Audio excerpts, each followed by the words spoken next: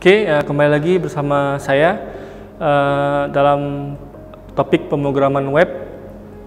Selanjutnya kita akan membicarakan secara detail sedikit mengenai apa itu UI UX designer, ya, dan tool apa yang bisa digunakan untuk UI UX designer nih. Jadi saya review kembali, UI UX designer ini adalah bidang ilmu atau skill yang mempelajari tentang user interface, ya. UI itu user interface, di mana tampilan sebuah website didesain supaya diterima oleh orang.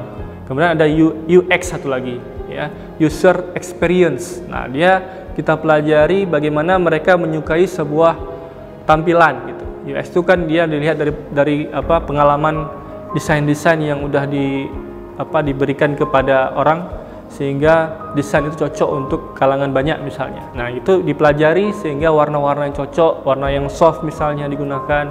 Kemudian didesain layout daripada tampilannya, ada sidebar, ada navbar, ada konten di dalamnya, dan lain sebagainya itu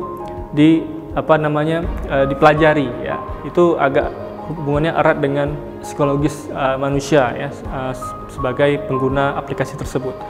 Nah, kemudian beberapa tool untuk UI UX designer itu biasanya mereka menggunakan tool desainnya itu dengan menggunakan UX designer dari Adobe, gitu ya.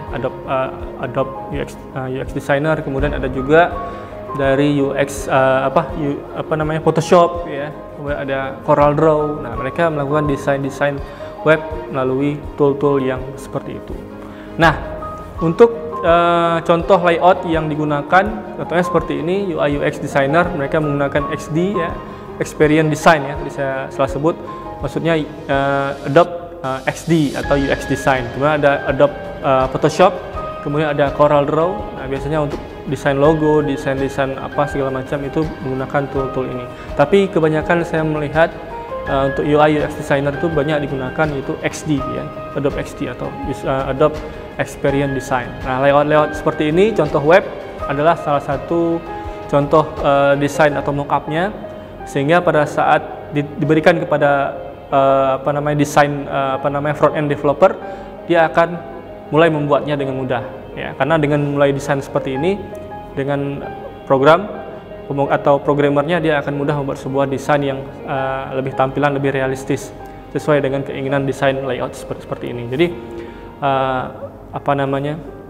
sudah didesain dulu, kemudian dibuat hasil desainnya, kemudian baru dibuat back endnya. Nah, back endnya ini nanti logika datanya gimana, kalau diklik submit, kemana ditransfer datanya dan seterusnya. Nah, itu dengan ketiga ini akan menjadi sebuah tim yang baik sebenarnya kalau dalam pemrograman web ini. Nah, next. Nah, ini contoh front end, ya. Contohnya di web Ubudiyah misalnya seperti ini. Universitas Sebuah Indonesia punya web ui.ac.id, ya. Ibu-ibu, anak-anak di rumah, bapak, ya, semuanya yang nonton UB on TV ini bisa ngecek di website ui.ac.id. Nah, ini salah satu desain yang udah jadi, ya, di mana di dalamnya terdapat ada HTML, CSS, dan JavaScript. Itu dari sisi browser. Sebenarnya di balik itu ada data yang diolah, ya. Data seperti isi daripada profil, ya, fakultas di dalamnya, kemudian direktorat, ada cyber, itu semuanya ada datanya, sehingga kalau kita klik, dia akan memunculkan data tersebut. Nah, itu diatur oleh bahasa pemrograman yang di sisi server tadi, ya, atau backend developer itu menggunakan server, di belakang layar itu ada, gitu. Ya, itu, ya, seperti itu. Nah, kita bahas ke backend developer. Nah, backend developer ini adalah seorang programmer yang mengembangkan aplikasi, ya, yang terdapat beberapa hal seperti di dalamnya ada logika-logika pemrograman. Contohnya ada aritmatika berhubungan dengan matematika, logika, ada logika dan, or, ya, atau gitu, ya. Kemudian ada or atau not gitu. Jadi ada banyak sekali sebenarnya logika, setidaknya ada 4 logika di dalam pemrograman ini. Kemudian ada pengkondisian, jika seperti ini apa yang terjadi misalnya. Contohnya kalau kita analogikan, kalau misalnya mendung, maka akan hujan seperti itu. Jadi pengkondisian seperti itu ada di dalam pemrograman. Kemudian ada looping atau perulangan ya. Jadi misalnya kita mau hitung dari angka 1 sampai dengan 10 dan seterusnya, itu bisa kita lakukan looping. 1 tambah 1 sama dengan 2, 2 tambah 1 sama dengan 3, 3 tambah 1 sama dengan 4 dan seterusnya. Itulah proses perulangan pada pemrograman. Jadi dihitung sendiri oleh komputer sehingga kita tinggal buat aja programnya sehingga jadi hasilnya. Kemudian yang kedua yaitu memahami server aplikasi ya. Nah, memahami server aplikasi ini misalnya kayak tadi kita memahami XAMPP tadi, di dalamnya ada apa aja, yaitu ada Apache server. Ya, Apache server itu untuk web server untuk menjalankan web ya, browser. Kemudian yang satu lagi ada setidaknya ada database server. Nah, database server ini untuk menjalankan service untuk database-nya. Nah, seperti itu. Kemudian yang ketiga memahami tentang struktur data tadi ya. Kita pelajari bagaimana tipe datanya dan seterusnya, kemudian penyajian datanya bagaimana dari database, apakah dalam bentuk tabel, apakah dalam bentuk tampilan grafik dan seterusnya, itu bisa kita olah. Kemudian yang harus kita pahami untuk menjadi seorang back-end developer adalah yang keempat, yaitu memahami API atau Application Programming Interface. Nah, ini mungkin agak advance ya pembahasannya, karena sekarang teknologi sekarang sudah multi platform. Misalnya kayak Tokopedia, kita memesannya di web browser pada komputer, tapi kita bisa ngecek juga di di mobile atau di Android ataupun di iOS.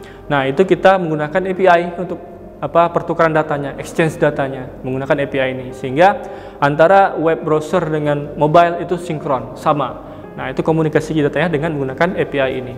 Kemudian ada disebut juga dengan cloud computing. Nah, cloud computing ini tempat penyimpanan data tapi secara online gitu.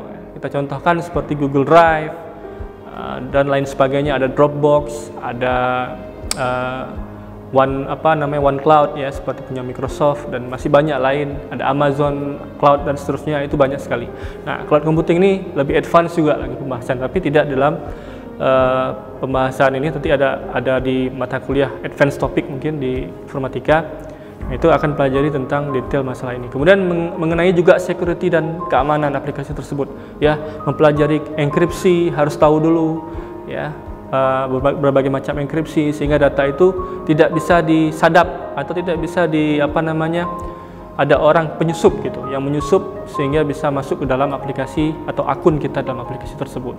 Sehingga ini harus dipelajari secara bertahap, sehingga back-end developer ini memang agak sedikit lebih sulit. Kemampuannya harus diasah terus dibanding dengan desain dan juga UX design. Nah, seperti itu. Selanjutnya, nah contoh aplikasi yang kita lihat di dunia sekarang ya, yang kita bisa cek sendiri. Kalau di Ubudiah itu ada e-learning. Nah, e-learning salah satu aplikasi pembelajaran online yang dosen itu mengupload sebuah bahan ajar, kemudian di-download oleh mahasiswa. Bahkan di situ bisa melakukan diskusi mengenai bahan ajar tersebut dan bisa melakukan classwork atau kerjaan kelas itu, tugas lah istilahnya ya. Jadi classwork itu ada.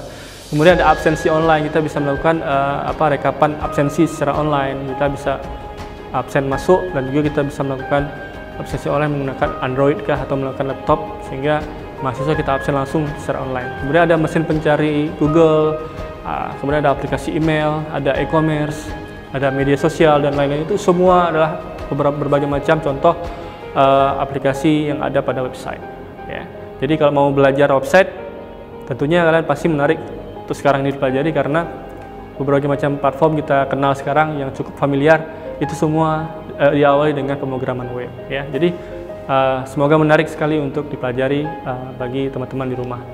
Oke, berikutnya sekian dari saya, semoga bermanfaat dari topik ini. Ingin pelajari pemrograman web, bisa masuk ke Universitas Ubudiah Indonesia di Teknik Informatika. Oke, sekian dari saya. Lebih dan kurang mohon maaf. Assalamualaikum warahmatullahi wabarakatuh.